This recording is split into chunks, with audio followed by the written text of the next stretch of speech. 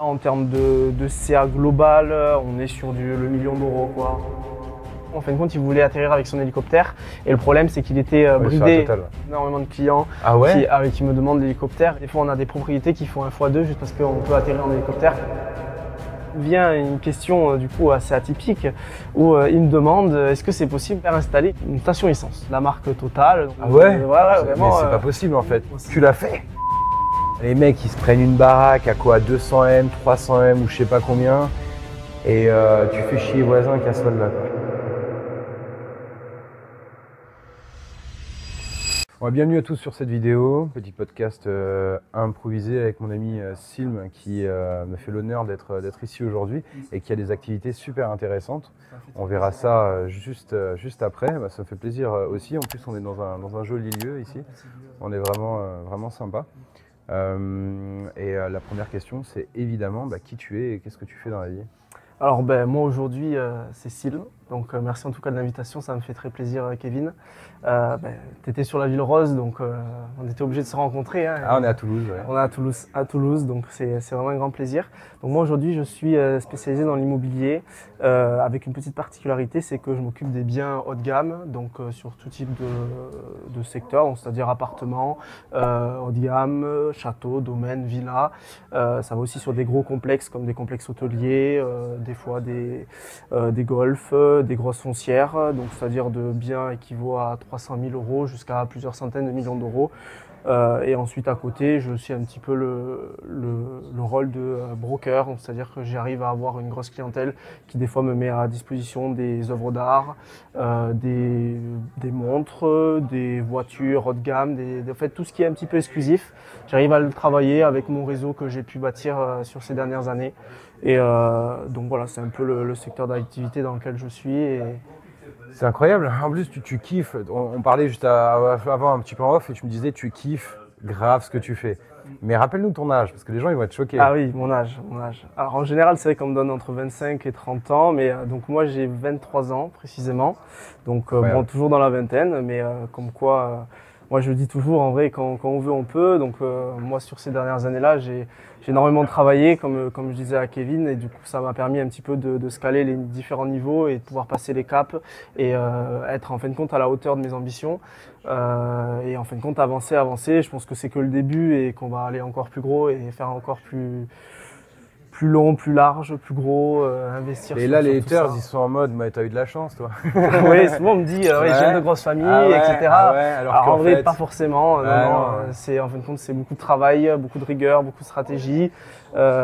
Aussi le côté humain qui fait la chose. Si tu vois, aujourd'hui, on est là et on en discute, c'est que derrière, il y a eu ce côté-là de prendre contact, ouais, on d'échanger. a kiffé un peu notre Insta de base. On se dit, tiens, le gars, il fait un truc sympa. Tu as dû te dire la même chose. C'est ça. Et puis quand tu as vu que j'étais à Toulouse, ça s'est improvisé. Tu t'es dit, vas-y, on peut faire un petit truc, boire un coup. Et je t'ai dit, mec, viens tourner.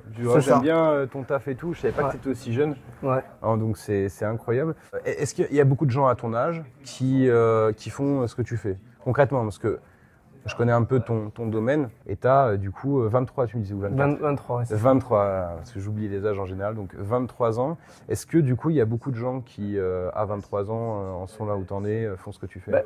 Honnêtement, je vais te dire oui. En réalité, aujourd'hui, je connais des personnes qui ont 17 ans, ils ont déjà levé plusieurs millions d'euros. Ils ont réussi à avoir quelque chose de novateur et ils ont travaillé pour, dans un cercle proche, un peu plus éloigné aussi. Il y a des personnes qui ont la chance d'avoir eu des fonds déjà nécessaires à pouvoir faire les levées, mais la ils ont fameuse aussi, famille. voilà, mais ils ont réussi à faire la bascule et faire fructifier. Et même des fois, il y en a, ils ont des patrimoines quand même conséquents, mais ils ont quand même ce mindset et ce confort de se dire, ils veulent lever plus, ils veulent faire plus, et ils mettent des objectifs. Et à mon avis, c'est qu'une question d'objectif et de vision sur du long terme. Moi personnellement, j'ai fait j'ai consacré du temps, de l'énergie, des valeurs aussi pour faire ce que je fais aujourd'hui. Donc à mon avis, voilà, tout le monde peut y aller, tout le monde peut le faire. Il faut avoir son objectif, sa ligne de conduite. C'est bien, tu as la preuve que peu importe l'âge, peu importe. J'ai peut-être pas la prétention de dire ça. T'as fait quoi comme étude, tout ça? Ça m'intéresse toujours parce que moi, je sais pas si tu le sais, mais je suis même pas allé à l'université. J'ai un bac pro logistique. Moi, on voulait me foutre au SMIC toute ma vie, quoi, tu vois. Et puis si un jour je fais 2000, je dois remercier le système, tu vois. Moi, j'ai dit fuck, j'ai fait des M, tu vois. Et toi, quel est ton parcours avant tout ça? Et qu'est-ce qui t'a dit, tiens, je vais faire ça? Alors tout simplement, moi j'ai commencé sur le process de la fac, j'étais en licence TAPS, donc tout ce qui est dans le sport et les sciences humaines.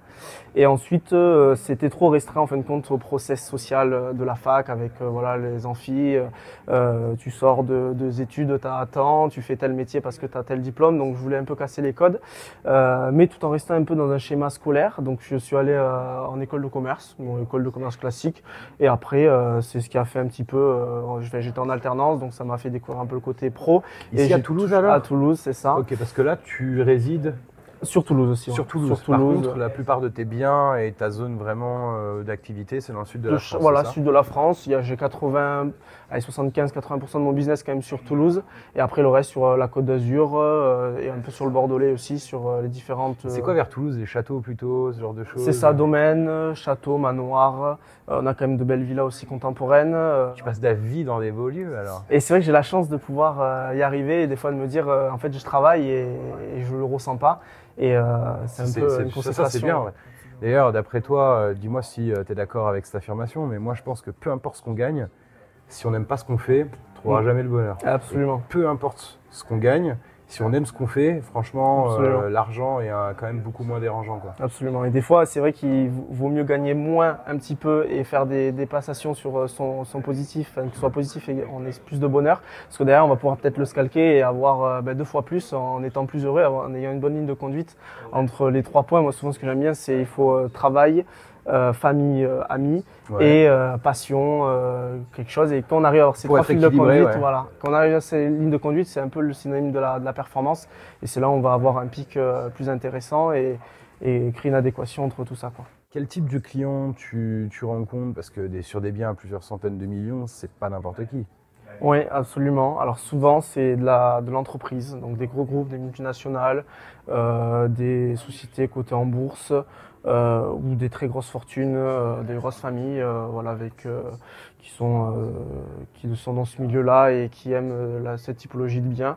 Mais majoritairement, c'est quand même du B2B. On a de la grosse société, de la grosse foncière, des cross-funding, des investisseurs, profils d'investisseurs où ils cherchent quand même une rentabilité ou un projet, un concept, quelque chose pour faire fluctuer le schéma et faire gagner plus de profit sur leurs bénéfices, quoi. Ouais, et puis se créer du patrimoine, voilà, je pense. Créer du patrimoine, créer aussi une image. Des fois, il va y avoir des investissements dans des propriétés qui ne sont pas forcément rentables dans l'instant T, mais c'est plus une question de branding, d'image et de positionnement par rapport à leur marque. Des fois, ils vont faire des trucs dedans, des événements, voilà, des choses comme ça. Et un peu de corrélé avec leur activité, c'est ça. De base, quoi. Voilà. Et puis des fois, il y a aussi le process de défiscalisation qu'on va retrouver souvent dans des châteaux, tout ce qui est patrimoine de France, en fait, pour défalquer de la... Ils nous volent tout, hein.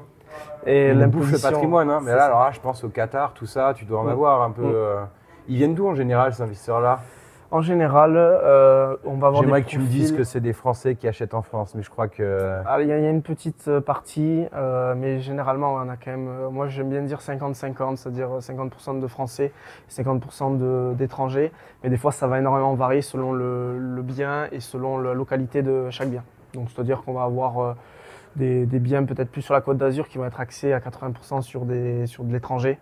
À contrario. Étranger quoi? Suisse? Alors, on a un peu de Suisse, Luxembourg, mais c'est quand même minime. Hein. Honnêtement, c'est minime. Ouais, parce que Luxembourg, c'est un petit peu comme Andorre. Tu vois, je compare par exemple aux voitures.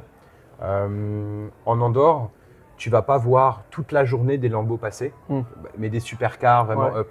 Par contre, toutes les 2 secondes, tu as une Porsche, quoi. Ouais, voilà, c'est vraiment. Et Luxembourg, c'est très comme ça. Ouais, absolument. Alors que Monaco. Non, Monaco, c'est le step-up plus haut. C'est un exemple, hein, mais je pensais à ça. Non, c'est ça. C'est ça. Et après, en clientèle, on va avoir une clientèle anglophone, beaucoup de tout ce qui est Grande-Bretagne. Et après, on va avoir de l'allemand, du russe, mais maintenant, malheureusement, un peu moins quand même. Il y en a toujours, galère, investir en Europe, tout ça. Ouais, la plus compliquée. Il y a quand même de la clientèle. Il y a quand même de la clientèle, des franco-russes qui arrivent quand même à toujours acquérir parce qu'ils n'ont pas ils sont pas concentrés dans le conflit. Et après, on va avoir des Américains, pas mal d'Américains. Ils acquérissent avec d'autres passeports surtout.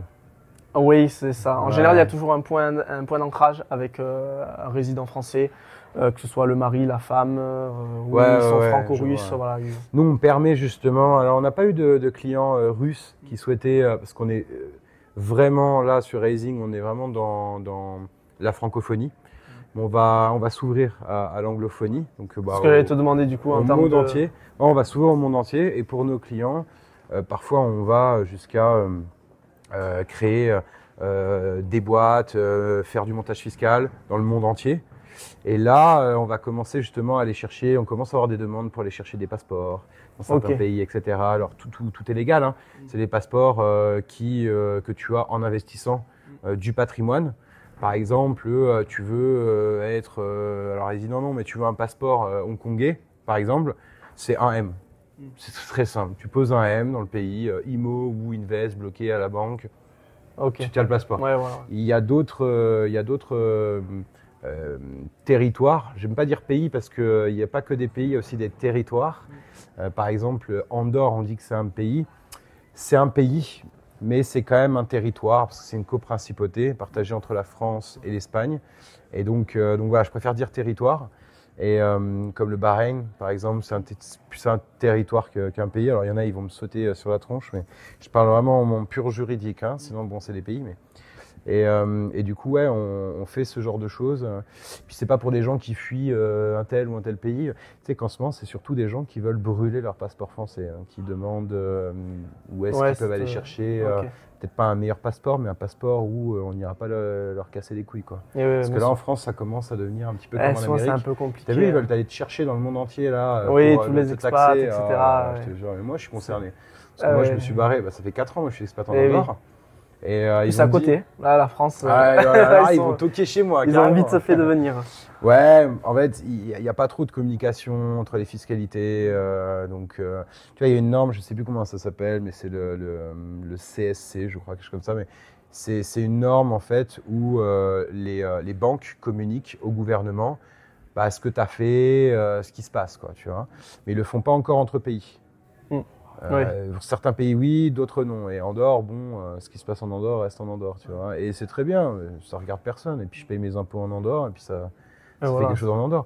Aller chercher de l'impôt, normalement, quand tu payes des impôts, c'est extrême en France et tu n'as pas grand-chose contre, hein, maintenant, c'est compliqué. Mais quand tu payes des impôts, tu es d'accord que c'est pour avoir un truc en échange. Oui, c'est Donc sûr. tu vis sur le territoire, tu payes des impôts et tu es censé avoir une bonne sécurité sociale, c'est plus le cas en France, une bonne sécurité, c'est plus le cas en France, une bonne éducation, bon, c'est plus le cas en France, etc. Tu me diras ce que tu en penses d'ailleurs juste après de tout ça.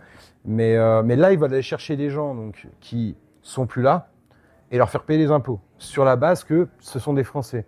Et donc tu n'as rien en échange. Tu vis pas là, tu vis ailleurs, tu n'as rien en échange, tu vois. J'aime pas le concept. J'aime pas le concept. Toi, t'en penses quoi? Parce que tu vois beaucoup de gens qui justement investissent en France. Moi, en général, je conseille aux gens de pas trop investir en France.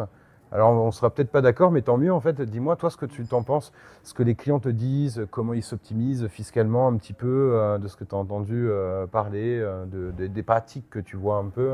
Alors c'est vrai que c'est un très beau sujet à mon avis. C'est vrai que quand même la France plaît bien en termes d'investissement. Donc souvent c'est un petit peu l'investissement coup de cœur, le fait de venir chercher un idéal de la culture française, que c'est quand même très reconnu. Donc c'est vraiment pour ce côté démocratisé par rapport à la France, à la C'est culture. peut-être un préjugé, mais moi j'ai l'impression que c'est que l'ultra riche. C'est pas celui qui a 5 M, 10 M, 20 M, 30 M. Non. Celui qui a 100, 200, 300, ouais. Et j'ai quand même, honnêtement, dans mon portefeuille client, il y a quand même des clients qui ont un bon patrimoine, mais pas forcément sur un niveau niche, enfin ultra luxe.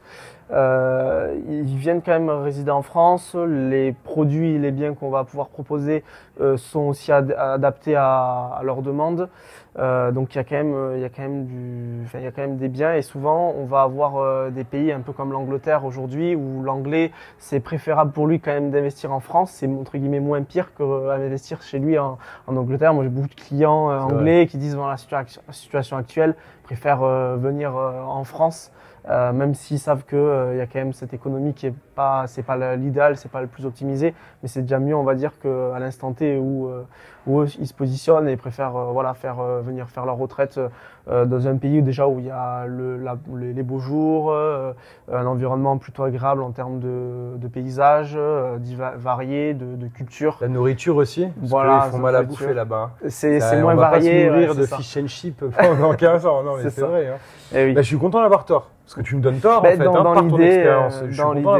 Dans l'idée, c'est vrai qu'il y a ce côté, en fait la France est quand même démocratisée et c'est ce qui fait que ça attire quand même du client étranger et même des grosses fortunes ou des personnes voilà, qui ont quand même qui ont un haut pouvoir d'achat à acquérir en France. Ouais. Et du coup là, t'es sur quel deal en ce moment, un bon deal? Un bon deal. Une bonne affaire, quelque chose de sympa. Moi, je penserais à Monaco parce que Monaco, c'est un peu la capitale des gros projets. Et voilà, c'est là où on va dire c'est quand même Monaco, c'est un peu la cour des grands. Je dirais c'est sur un projet d'investissement à x2 sur un delta de 2,5 ans. Sur un x2 sur plus de 100 millions d'euros, donc c'est-à-dire sur l'acquisition d'un bloc à une centaine de millions d'euros et en faisant un x2 dessus. Donc voilà, c'est un peu l'idée du type de produit. Ça doit faire une belle com, ça. Ça fait des beaux chiffres. C'est ça qui m'intéresse, moi. Ça fait des beaux chiffres. C'est-à-dire, à peu près. Tu n'es pas obligé de nous donner le truc, voilà, mais à peu près. Bah, en général, on est quand même plusieurs interlocuteurs, puisqu'il y a plusieurs brokers, il y a plusieurs personnes qui sont sur le coup, donc entre 2 et 3, 4 personnes max. Ici, on est sur 3 personnes.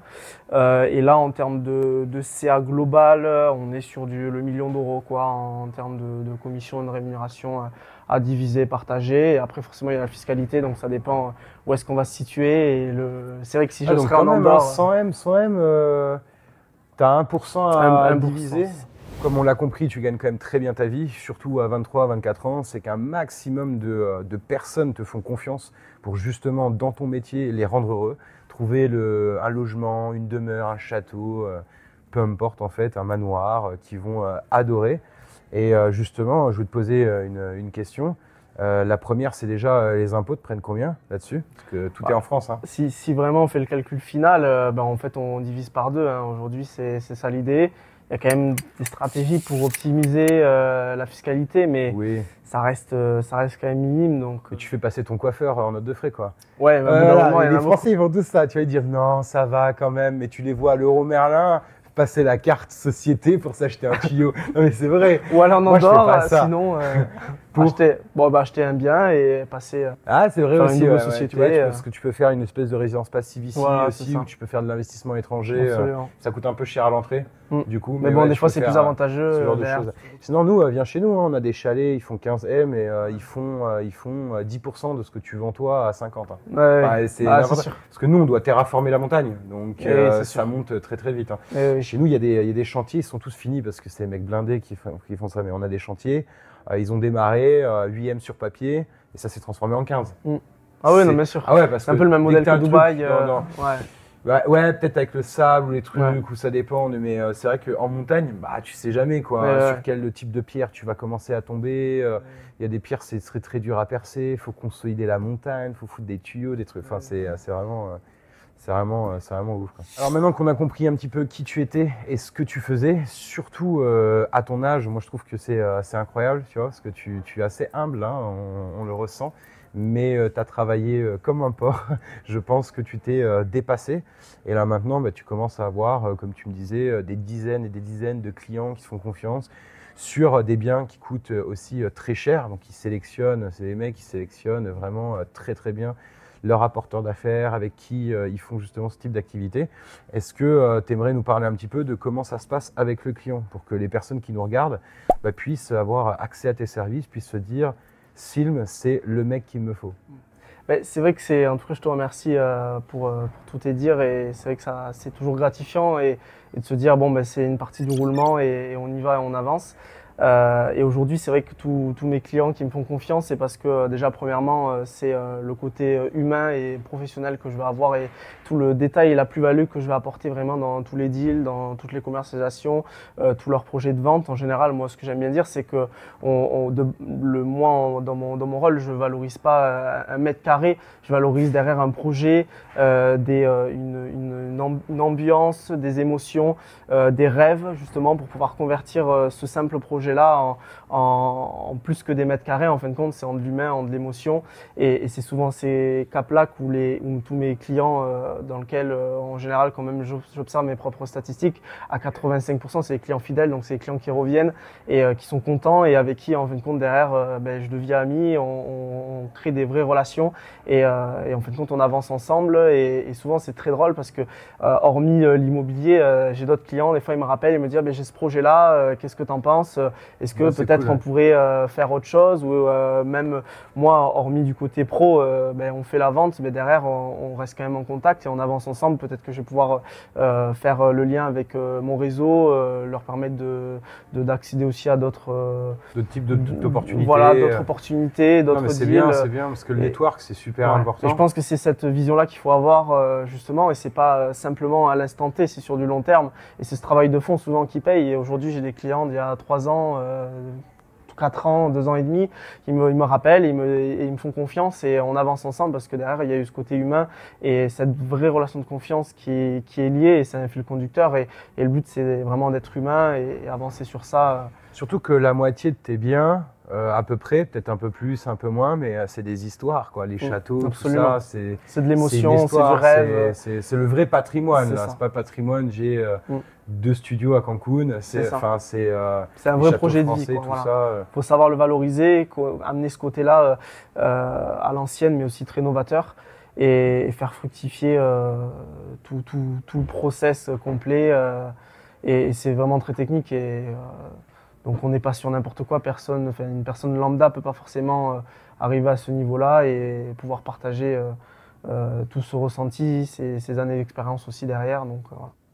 Super, je vous conseille fortement d'aller regarder ce qu'il fait. Et si vous voyez cette vidéo directement sur son site internet, sachez que faire affaire avec ce type de personnes, moi j'adore. Nous on met pas mal de gens en relation.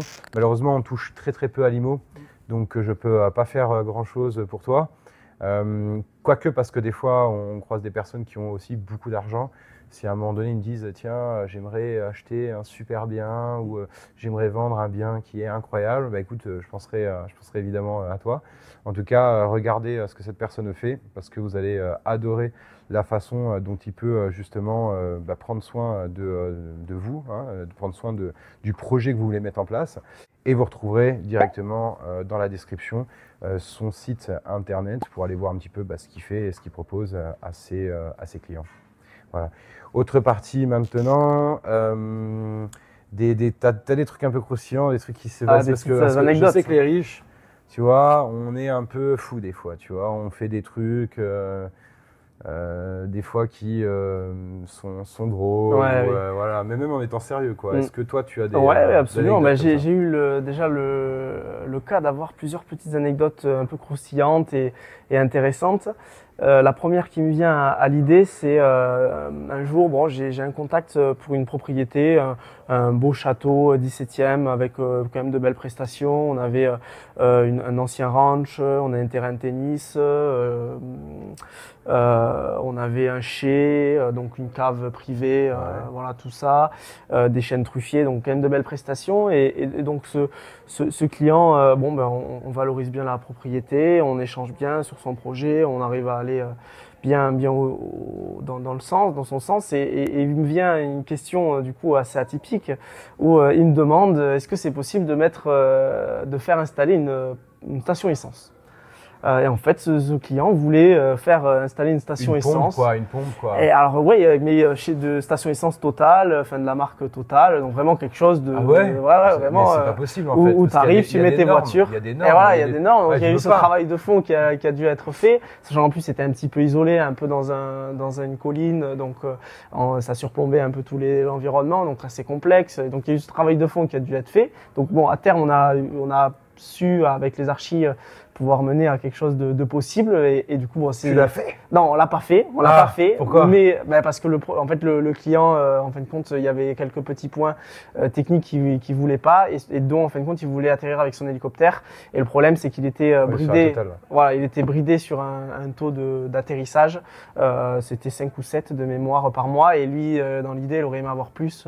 Voilà. Il y a un taux, c'est par rapport à la nuisance sonore? Voilà, par rapport aux nuisances, ça dépend les Wow. secteurs en fait, ça va varier sur les secteurs. T'as les mecs qui se prennent une baraque à quoi, 200 M, 300 M ou je sais pas combien, et tu fais chier les voisins qui assoient de là quoi. En général, après, je peux comprendre aussi, ouais. mais bon. Sur ces budgets-là aussi haut, on est quand même sur plus la Côte d'Azur. Et pareil, la Côte d'Azur, il y a ce sujet de l'hélicoptère. J'ai énormément de clients Ah ouais? qui me demandent l'hélicoptère. Et des fois, on a des propriétés qui font 1x2 juste parce qu'on peut atterrir en hélicoptère. Parce que là, en fait, en Côte d'Azur, il y a la loi du littoral. Et donc, on n'a pas le droit d'atterrir à n'importe quel endroit. Et souvent, les villas en bord de côte, du coup, on a l'accès. Donc, c'est pour ça qu'elles sont souvent plus chères.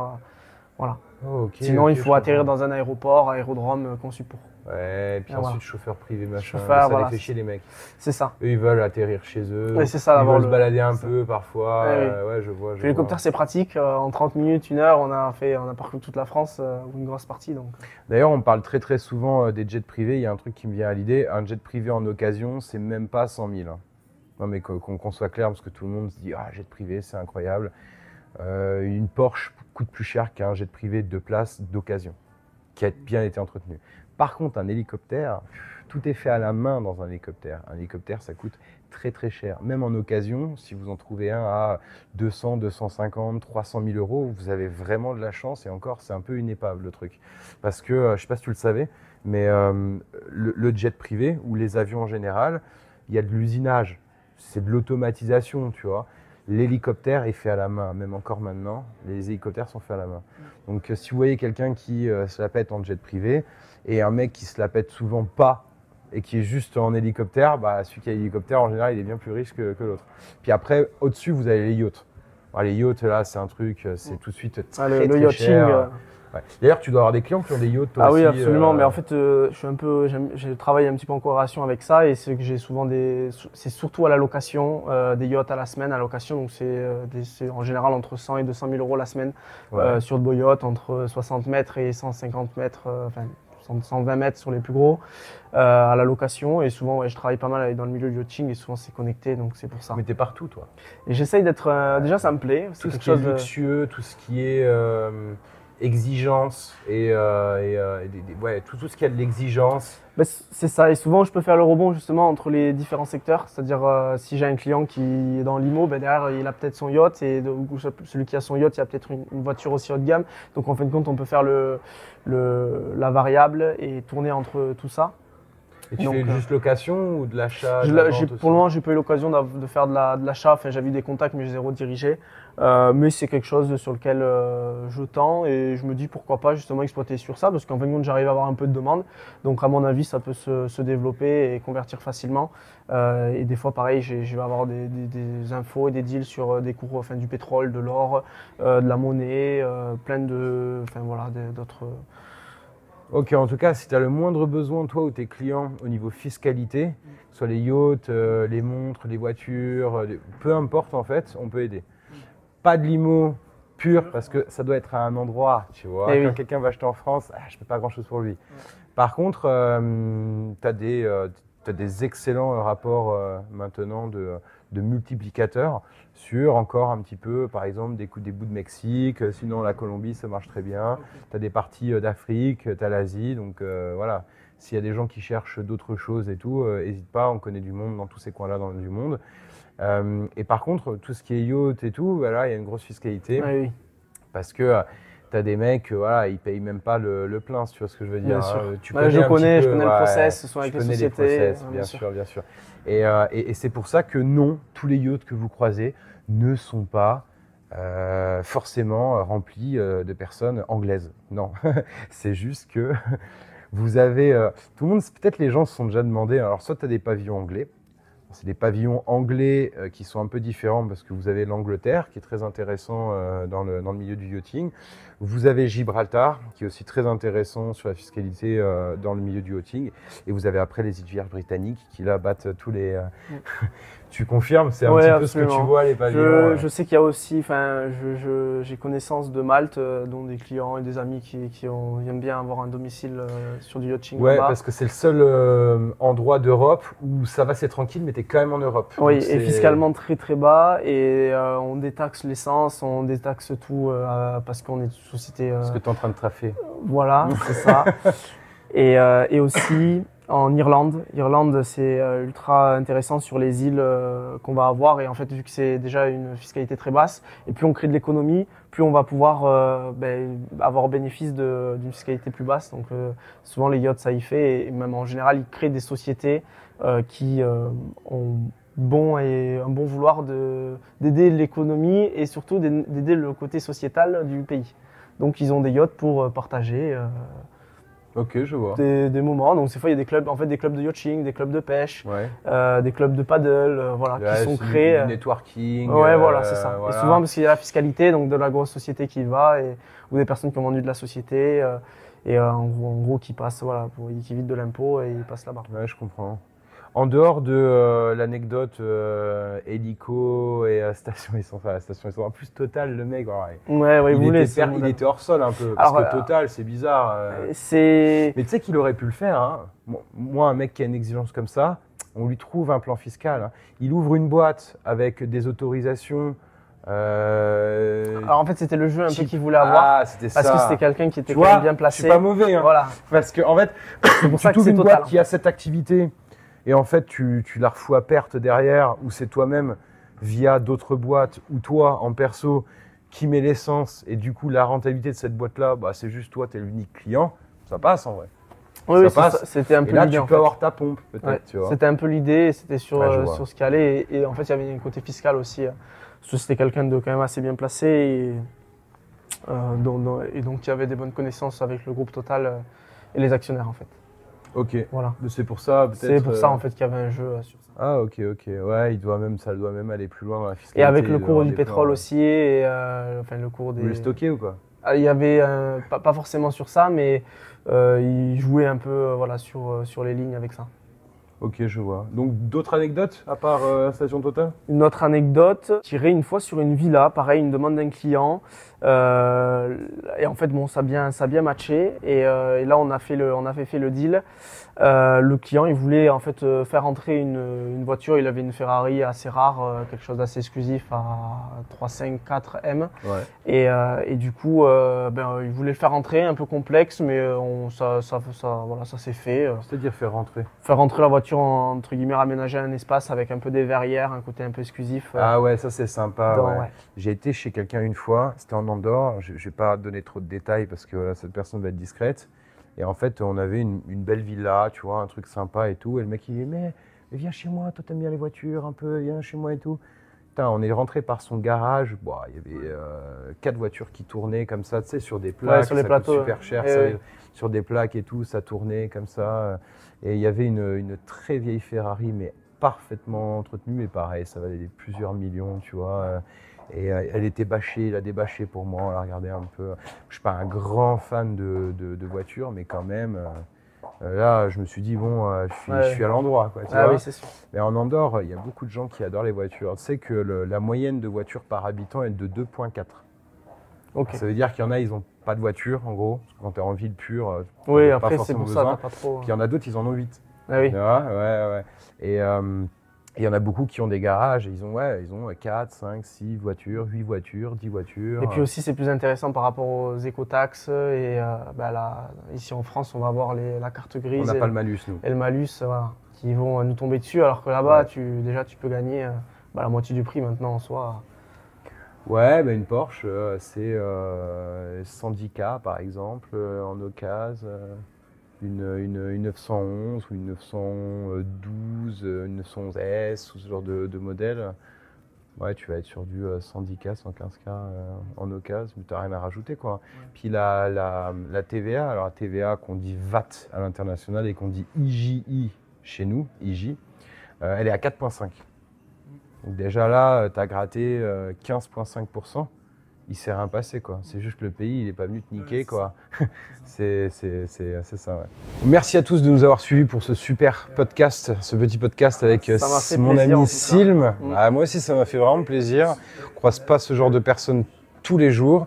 Et justement, vu qu'on ne croise pas ce genre de personnes tous les jours, allez voir dans la bio. Vous retrouverez tous les liens de cette personne-là qui fait des choses incroyables et qui peut-être aussi vous aider vous directement. Vous allez retrouver son site internet, son Instagram et évidemment, voilà, pour poursuivre l'aventure, vous pouvez le contacter directement et dites que vous venez de ma part et vous aurez, ils auront quoi s'ils disent ça dépend. Qu'est-ce que une meilleure qualité de service on est déjà qui sera encore plus sympa.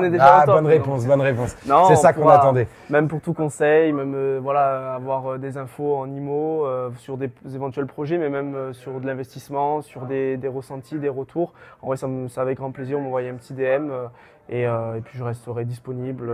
Vous verrez, je suis assez réactif, ou du moins mon équipe derrière aussi, donc on pourra vous regrouper et vous accueillir avec grand plaisir. Parfait, merci à tous pour avoir visionné ce fameux podcast. On vous dit à bientôt et n'hésitez pas à mettre un like, à soutenir la chaîne et évidemment à laisser un petit commentaire si vous avez une question ou quoi que ce soit par rapport à l'ensemble de ce podcast. À bientôt.